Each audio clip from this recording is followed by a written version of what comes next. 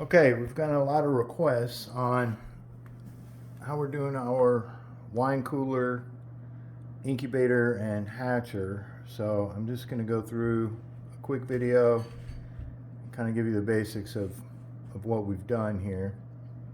So this is the incubator. Turn the line up. This was a two-sided wine cooler.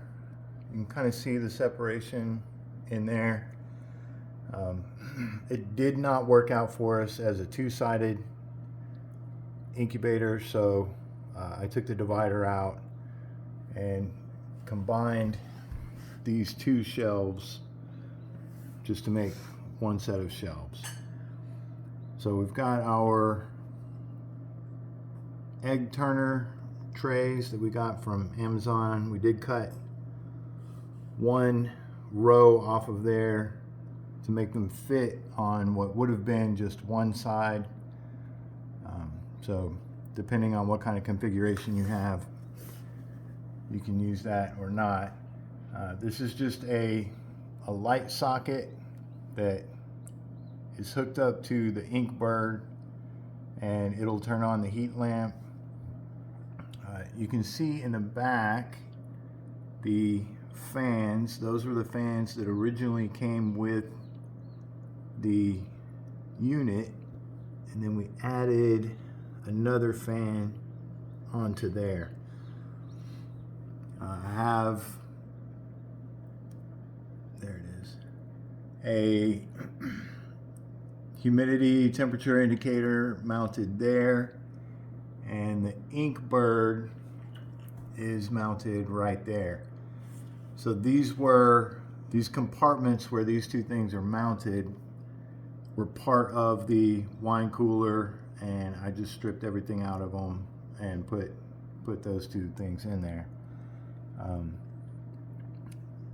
Additionally, I took all of the refrigerant, the condenser, the evaporator coils, and everything out of this in order to turn it into something that would heat.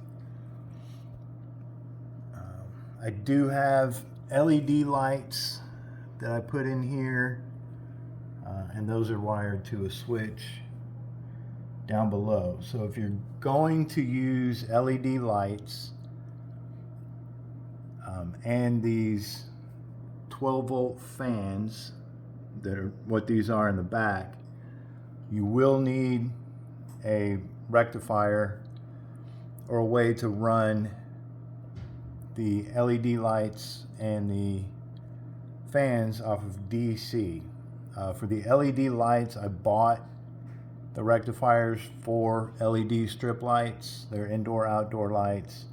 And for the fans, I bought a fan power supply. And then I'm not sure how well we're going to be able to see this. So excuse the mess, we're more function than form. So we have a timer there that is controlling the motors for the egg turners. And we have those go once an hour for about 2 minutes. And these egg turner motors are all powered off of 110. I just wired them all together into a plug, and that plug is what's plugged into the timer. We do not have any humidifier in here since we're doing a dry hatch method. So most of the original components of this wine cooler have been taken out. So that's the basics on the incubator. And then here we did a separate hatcher so that we can start incubating eggs every week. So you see we have a rack that's empty. That'll be filled today. And then another rack will move into the hatcher in a few days. For the hatcher, it's not going to work for me. There it goes. We have a little remote control, battery operated light. That's worked pretty well. This was an older wine cooler. So again, I just wired a light socket into it for the heat lamp that's run by the Inkbird, and the fan you see back there was the original evaporator fan from this unit. And once again, for the hatcher, I stripped out all of the refrigeration components and just left some basic wiring. And that's it so far. And then we have the Inkbird and another temperature humidity indicator for these guys. And we've started hatching today. My wife came up with this idea for using these egg crates with the holes cut out, so as the chicks hatch, they just fall right into the bottom instead of kicking around the eggs that are still waiting their turn.